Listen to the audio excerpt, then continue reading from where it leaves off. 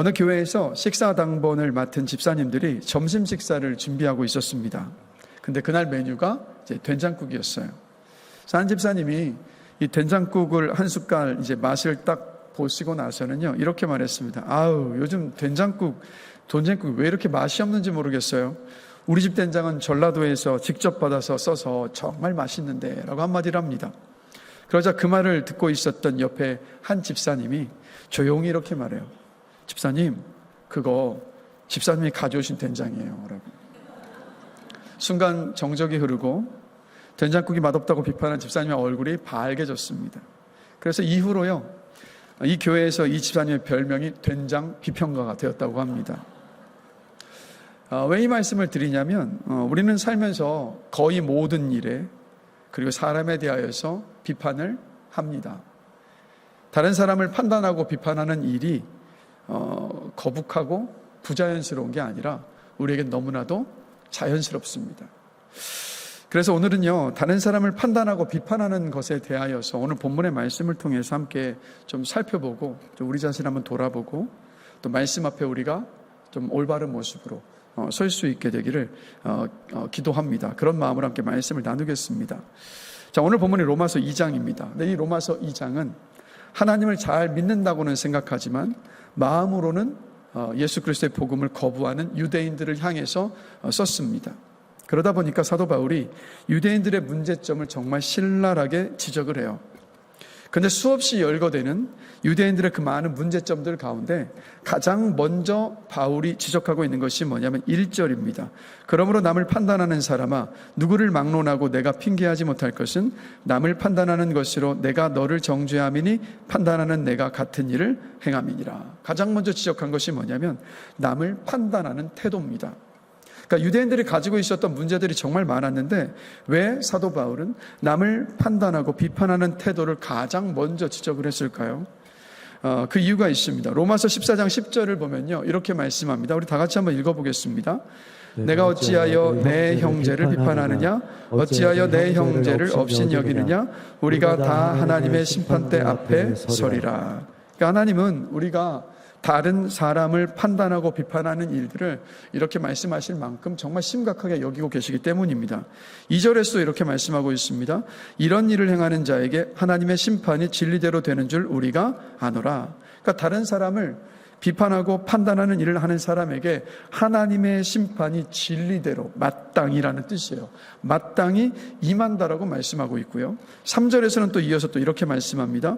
이런 일을 행하는 자를 판단하고도 같은 일을 행하는 사람아, 내가 하나님의 심판을 피할 줄로 생각하느냐. 그러니까 무고하게 다른 사람을 판단하고 정죄하는 사람은 하나님의 심판을 모면할 수 없다라고 말씀을 하고 있습니다.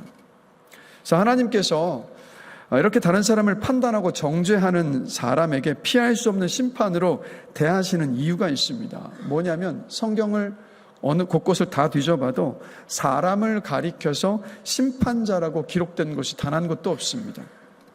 심판은 누구의 일이냐면 하나님의 고유한 일이에요. 그래서 하나님만이 우리 인생들에 대하여서 심판하실 수 있습니다. 하나님만 심판자이십니다. 자, 그렇기 때문에 만약에 내가 다른 사람을 판단하고 정죄하고 있다면 그건 어떤 의미냐면 심판자 되시는 하나님의 고유한 역할을 내가 지금 빼앗고 있는 겁니다. 내가 하나님이 되는 것이고, 그리고 하나님의 자리에 내가 앉아 있는 것이고, 그렇기 때문에 하나님을 멸시하는 일입니다. 그래서 하나님께서 다른 사람을 판단하고 정죄하는 일을 이렇게 엄하게 다루시겠다라고 말씀하고 계시는 거예요. 바울이 남을 비판하고 판단하는 태도를 가장 먼저 지적했던 이유가 바로 여기에 있습니다. 그래서 로마서 1장 29절부터 31절 말씀을 보면 마음에 하나님 두기를 싫어하는 사람들에게서 나타나는 수많은 죄악의 열매들을 다 열거하고 있습니다. 근데 그 가운데 뭐가 있냐면 수근수근하는 자요, 비방하는 자요가 있습니다. 그러니까 다른 사람에 대해서 수근수근하고 비방하는 일이 바로 하나님이 없는 이방인들이 하는 일과 같다라고 말씀하고 있는 거예요. 그래서 이 말씀을 준비하면서 저 자신도 한번 돌아보고, 그리고 우리 교회도 한번 생각해 봤습니다. 교회 안에 안타깝게도 서로를 판단하고 비판하는 일들이 정말 많습니다. 혹시 요즘 모이기만 하시면 수근거리고 누군가를 판단하기를 좋아하고 다른 사람을 좀 비판하는 일들에 만약에 많은 시간들을 허비하고 계시다면, 그렇다면 그건 어떤 것이냐면 우리의 신앙에 큰 문제가 있다는 뜻입니다. 그러니까 예수님께서 나 같은 죄인을 대신해서 십자가에서 죽으시고 그리고 부활하셨다는 사실 앞에 정말로 감격하고 감사하고 기뻐하는 사람은 다른 사람의 허물에 관대해집니다. 쉽게 용서를 하죠. 그러나 우리에게 십자가의 은혜와 사랑이 좀 메말라 버리면 수근거리기를 좋아하고 비방하기를 좋아하고 다른 사람을 헐뜯는 일이 너무나도 쉬워집니다. 그래서 다른 사람을 판단하고 비판하는 그 태도가 바로 뭐냐면 지금 내 신앙의 상태를 보여주는 바로미터, 시금석과도 같습니다. 그래서 우리 한번 돌아봤으면 좋겠습니다. 나의 신앙의 위치가 어디에 있는가? 정말 내 안에 나 같은 죄인을 구원하시기 위해서 죽으시고 부활하신 예수님의 그 은혜와 사랑이 내 안에 머물러 있는가? 그것 때문에 내가 얼마나 기뻐하고 감사하고 있는가? 우리 자신을 한번 돌아볼 수 있었으면 좋겠습니다. 그래서 다시 돌아오면 다른 사람을 판단하고 비판하는 일들이 우리에게 너무나도 쉽고 자연스럽습니다. 그럼 이런 질문을 던져보게 돼요. 왜 이렇게 다른 사람을 판단하고 비판하는 일들이 우리에게 이렇게 자연스러운 것일까? 아담과 하와가 에덴 동산에서 더없이 행복한 상태에 있었을 때 사탄이 하나님의 영광을 깎아내리고 훼손시키기 위해서 그들을 찾아왔습니다. 그들에게 다가와서 이렇게 말을 합니다. 창세기 3장 1절인데요. 뱀이 여자에게 물어 이르되 하나님이 참으로 너희에게 동산 모든 나무의 열매를 먹지 말라 하시더냐라고 말을 합니다. 그러니까 사탄은 하나님을 지금 어떻게 말하고 있냐면 인색하고 그리고 아담과 하와에게 어떤 불편한 제약을 주시는 분으로 그렇게 묘사를 하고 있어요. 그러니까 의도를 알 수 없는 하나님을 비판하는 이 사탄의 말에 아담과 하와가 하나님을 의심하기를 시작을 했습니다.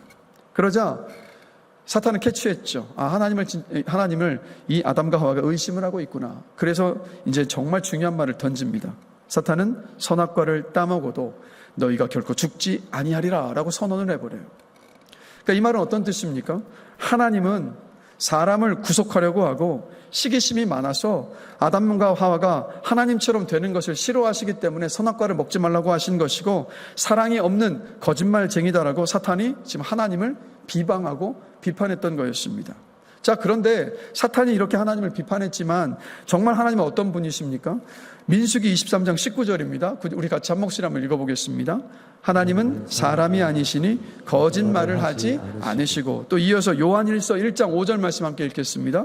하나님은 빛이시기에 그 안에는 어둠이 조금도 없으시다.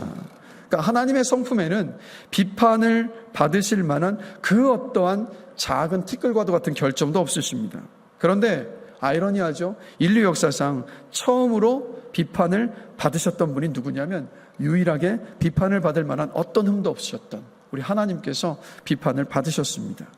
그래서 이렇게 하나님을 비판한 사탄을 가리켜서 성경에서 이렇게 말씀해요. 요한계시록 12장 10절인데요. 형제들을 밤낮 참소하는 자라고 말씀합니다. 그러니까 판단하고 비판하는 일은 바로 누구의 일이냐면 바로 사탄의 일이고 사탄의 본성입니다. 그러니까 사탄의 유혹에 넘어가 죄를 지은 사람은 타락했습니다.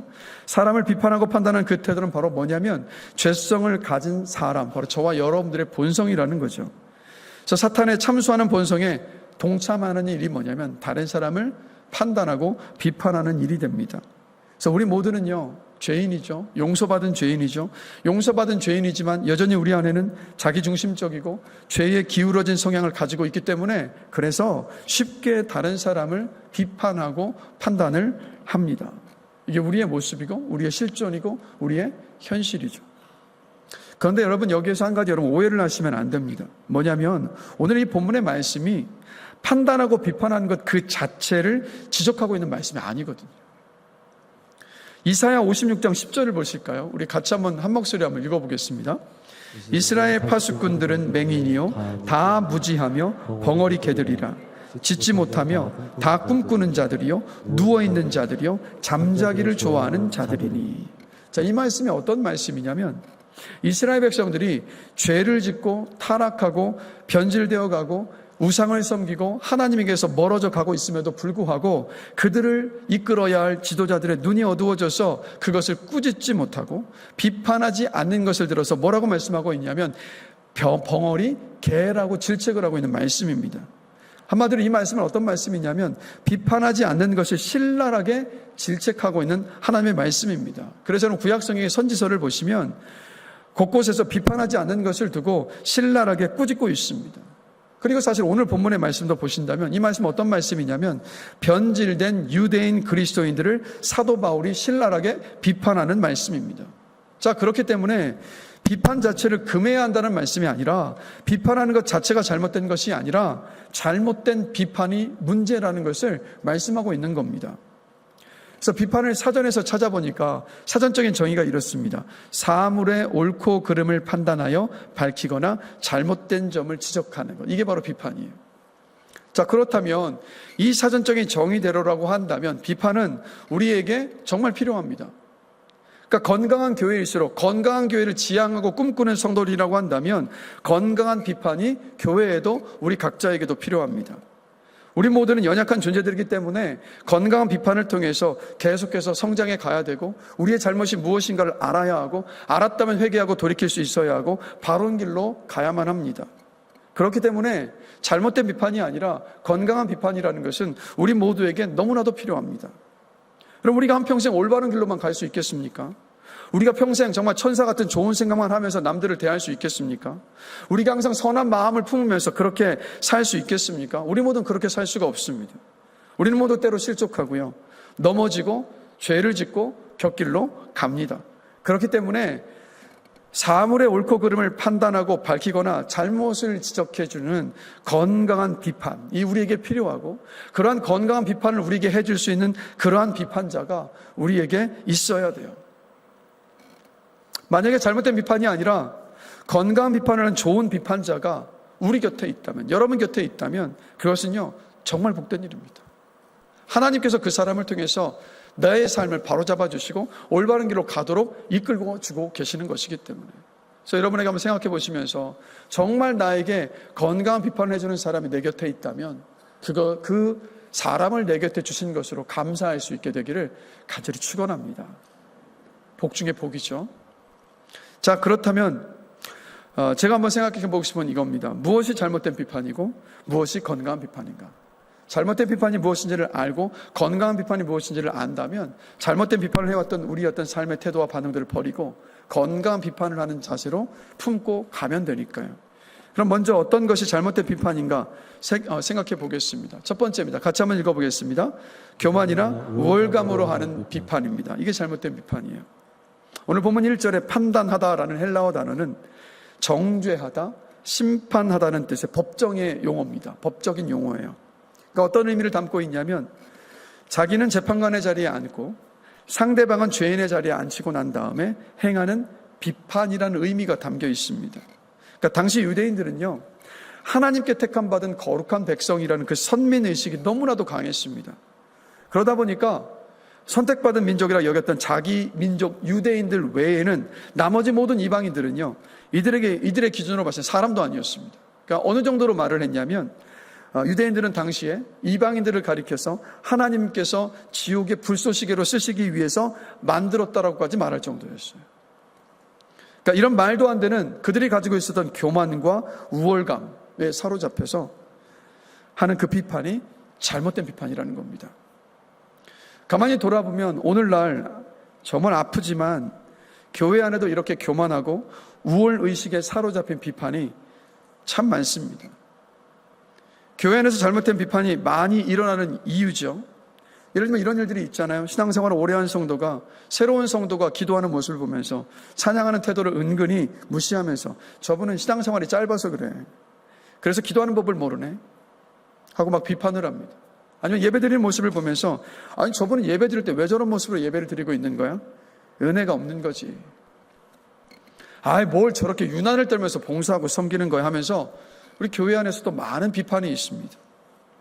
신앙생활의 연수가 길다는 것이, 직분을 받았다라는 것이, 성경을 많이 읽었다는 것이, 기도를 많이 하고 있다라는 것이, 양육훈련을 많이 받았다는 것이 나는 그래도 너보다 나아라는 교만함과 우월감의 이유가 되어서 다른 사람을 비판하는 일들이 교회 안에 정말 많습니다.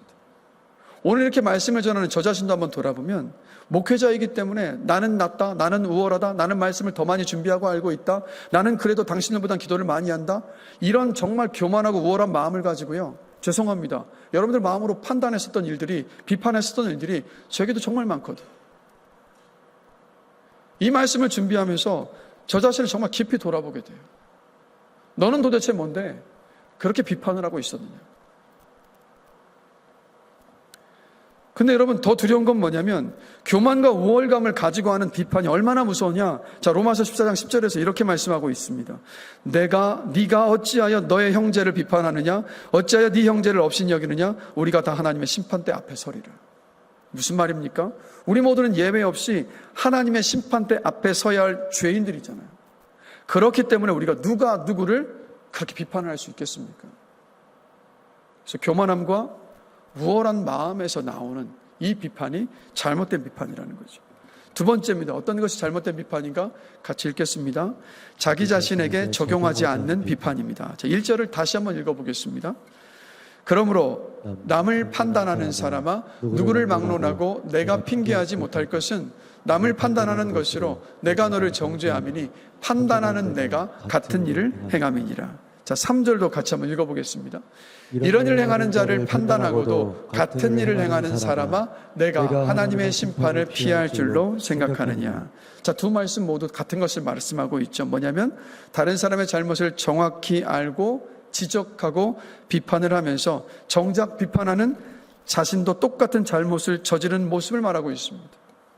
어떤 일을 비판하는 사람이 정작 자신도 그 일을 하는 경우가 정말 많아요. 다른 사람의 뇌물수수를 신랄하게 비판했던 정치인이 정작 자신도 그 뇌물수수 문제 때문에 수사를 받게 되는 일들을 우리가 뉴스를 통해서 얼마나 자주 접합니까? 그래서 다른 사람을 지적하고 비판하면서 자신도 비판하고 있는 그 똑같은 잘못을 저지르고 있는 것을 심리학적으로도 이렇게 설명을 하고 있더라고요. 여러 가지 이유가 있어요. 심리학적으로. 먼저 투사심리라고 합니다.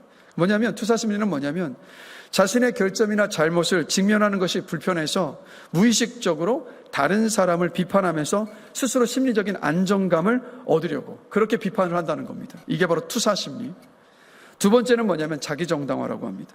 자기 잘못을 인정하려고 하기보다는 다른 사람의 잘못을 지적하고 판단을 하면서 비판하면서 나는 그래도 최소한 저 사람보다는 낫다 하면서 자기 위안을 얻으려 하는 거예요.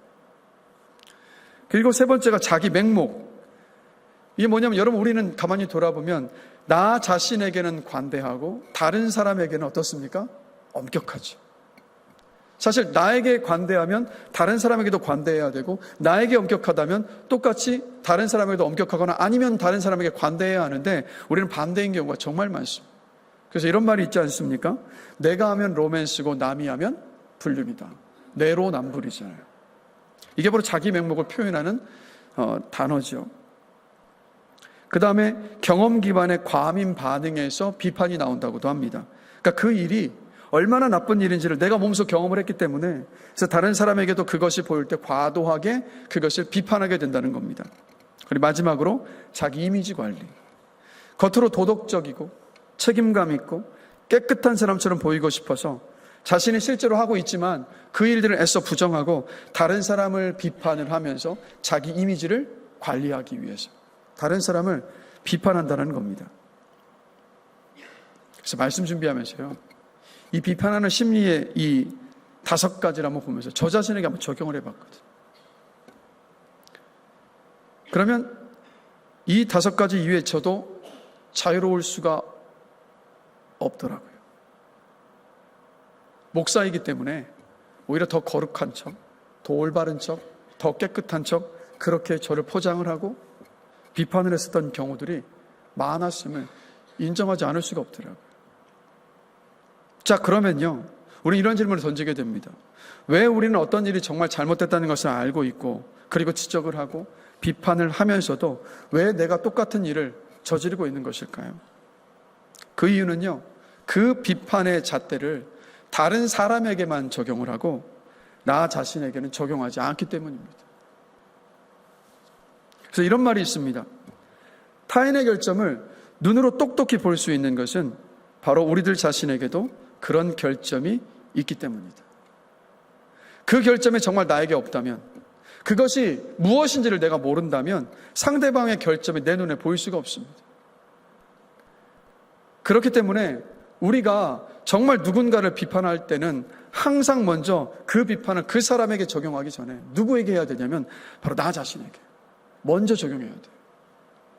그렇게 하면 안 됩니다. 그거 잘못된 일입니다 라는 그 비판이 사실은요, 나의 귀에도 나의 마음에도 먼저 똑같이 들려야 합니다.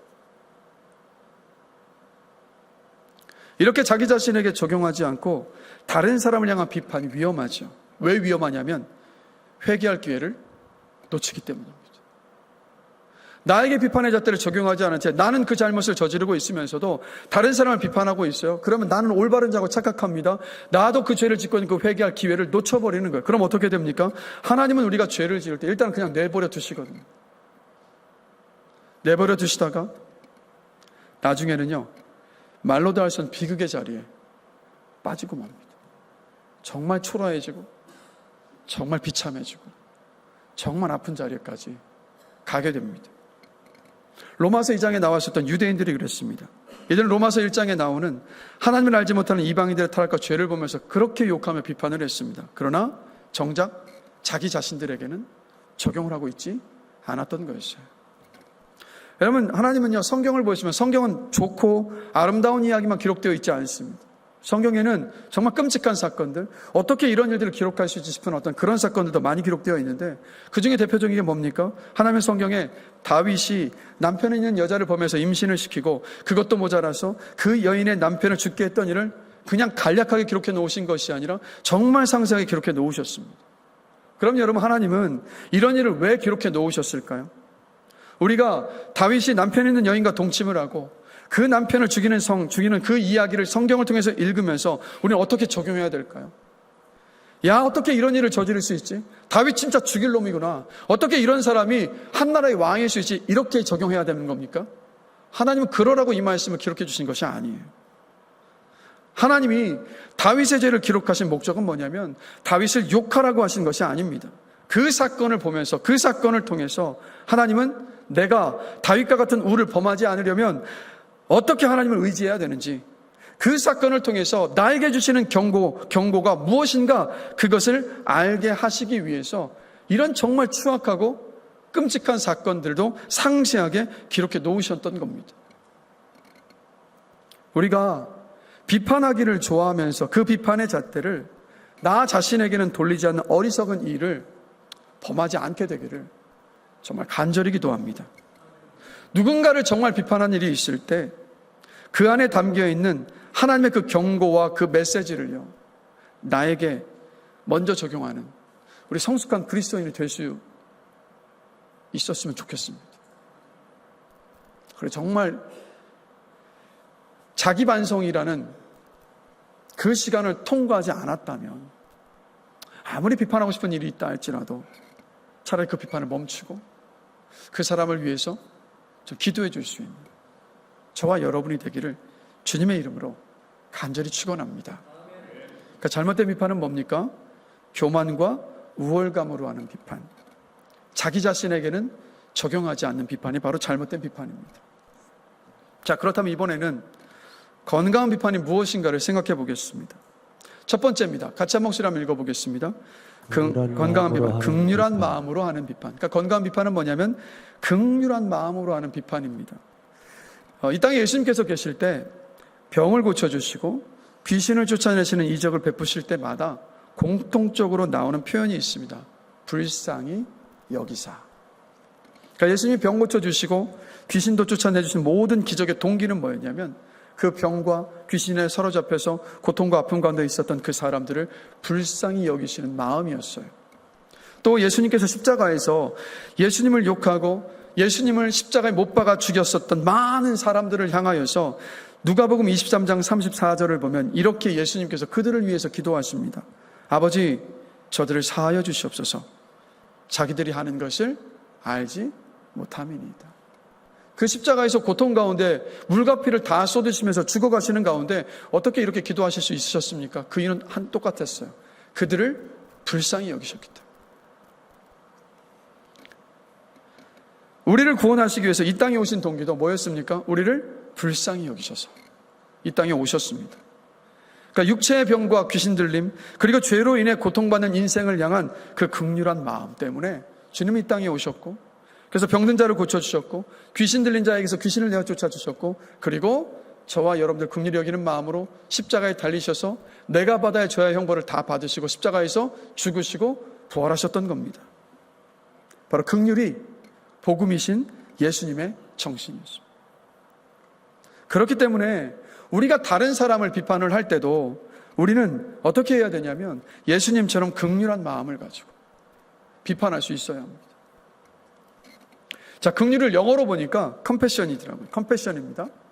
이 컴패션이라는 단어, C-O-M-P-A-S-S-I-O-N, 이 컴패션이 긍휼이라는 단어인데, 이거는 컴이라는 영어 단어와 패션이라는 두 단어의 합성어입니다. 컴은 무슨 뜻이냐면 함께라는 뜻이고요. 패션은 고통이라는 뜻입니다. 그러니까 우리가 다른 사람을 비판할 때 잘못을 저지르고 죄악에 빠진 형제와 자매의 고통을 함께하는 마음으로 다가서는 것이 긍휼한 마음으로 하는 비판. 그러니까 긍휼함은 뭐냐면 고통을 함께하는 거니까. 그래서 준비하면서 책을 보니까 이렇게 긍휼한 마음으로 하는 비판을 이런 것이다라고 예를 들어준 것이 있어서 함께 말씀을 함께 드려볼게요. 자, 교회에서 리더가 상처를 주는 언행을 했습니다. 근데 그 언행을 딱 보자마자 이렇게 말하는 거예요. 당신 말 때문에 사람들이 상처받았습니다. 회개하십시오.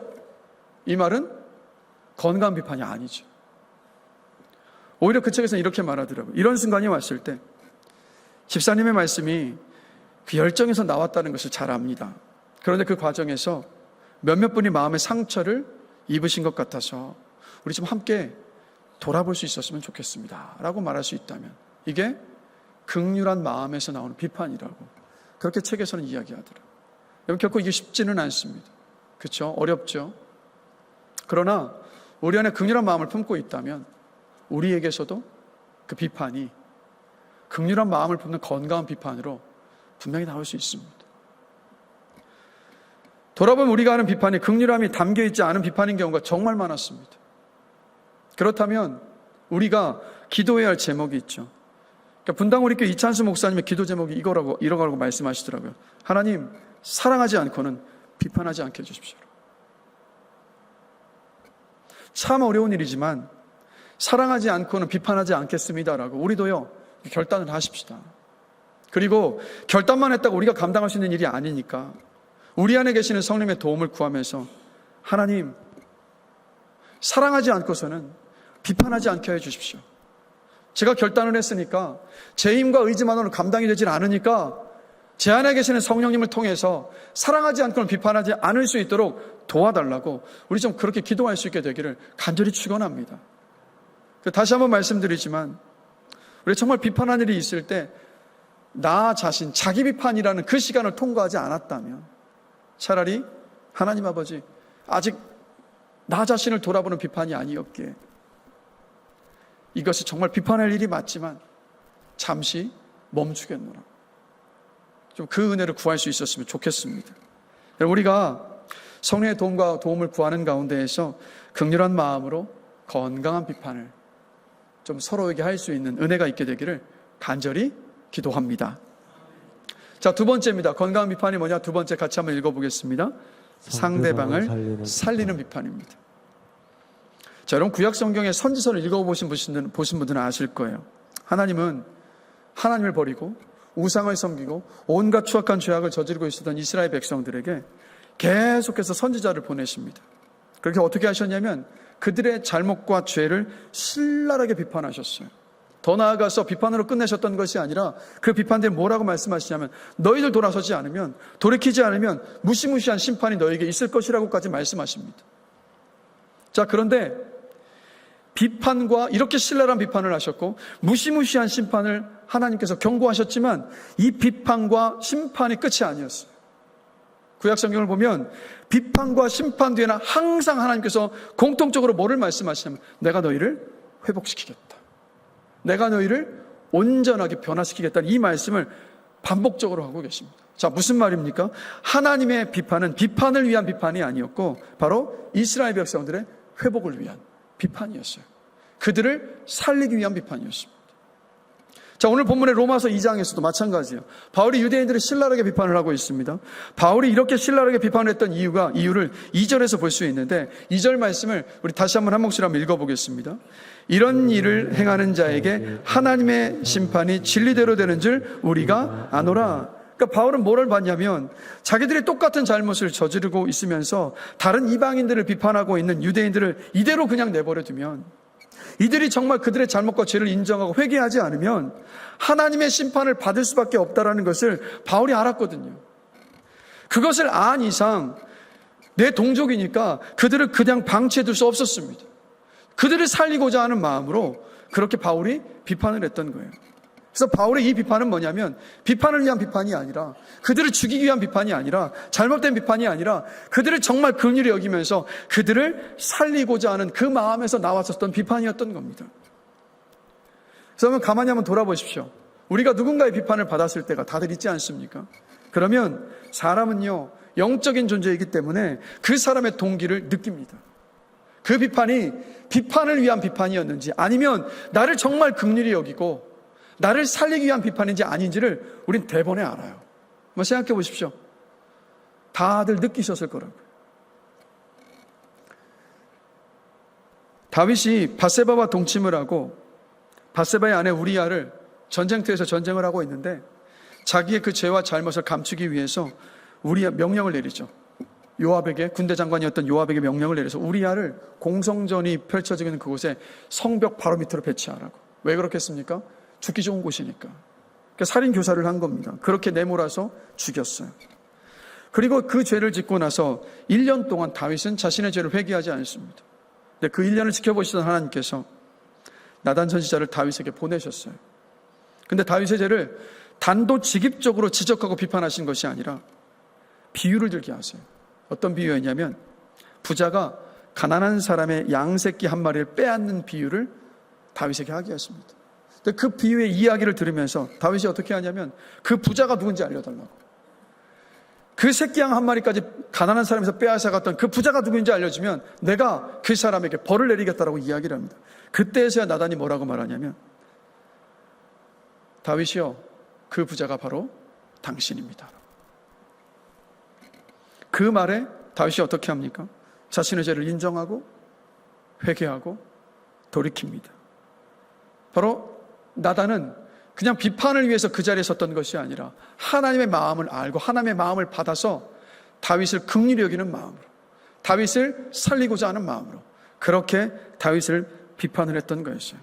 긍휼히 여기는 이 마음과 다윗을 살리고 회복시키고자 한 이 비판에 다윗이 이렇게 반응합니다. 내가 여호와께 죄를 범하였나이다. 그리고 다윗은 자신의 죄를 깊이 회개합니다. 시편 51편이 바로 다윗의 눈물의 회개의 몸부림이었어요. 그리고 다윗은 회복할 수 있었습니다. 여러분, 우리가 지금까지 누군가를 많이 비판해 왔는데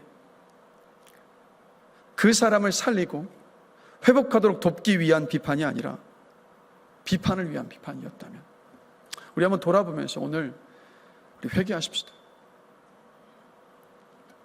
우리가 바울처럼 상대방을 깨우치고 살리고자 하는 그 심정으로 비판할 수 있게 되기를 우리 간절히 함께 합심해서 우리 기도하십시다. 긍휼한 마음으로 하는 비판과 상대방을 살리고자 하는 마음으로 하는 건강한 비판을 통해서 비판을 하는 나도 살고, 그리고 비판을 듣는 사람이 돌이키고 회개하고 회복하고 살아나는 일들이 우리 안에서, 우리 교회 안에서 정말 많이 일어나게 되기를 간절히 기도합니다. 말씀을 마무리하겠습니다. 우리 찬양팀 다 올라와 주실까요?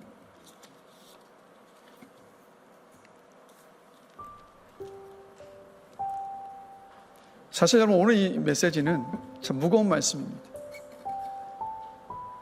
말씀을 준비하는 저도 저 자신을 돌아보면서 제가 이러한 비판을 하지 못하고 살아왔기 때문에 하나님 어떻게 전할 수 있습니까? 라는 그 갈등과 두려움이 참 컸습니다. 전하는 저도 무거운 마음이고 들으시는 여러분의 마음도 저와 동일한 마음이시라는 것 압니다. 일부 때도 그렇더라고요.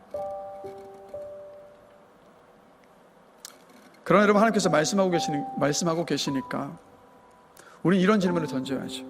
하나님, 제가 어떻게 해야 잘못된 비판을 다 버리고 건강한 비판을 할 수 있을까요? 우린 질문을 해야죠. 어떻게 그렇게 될 수 있을까요, 여러분? 바울 사도가 다메섹에 있는 교회와 성도들을 핍박하기 위해서 가고 있던 그 도중에 예수님이 바울을 먼저 찾아오셨습니다.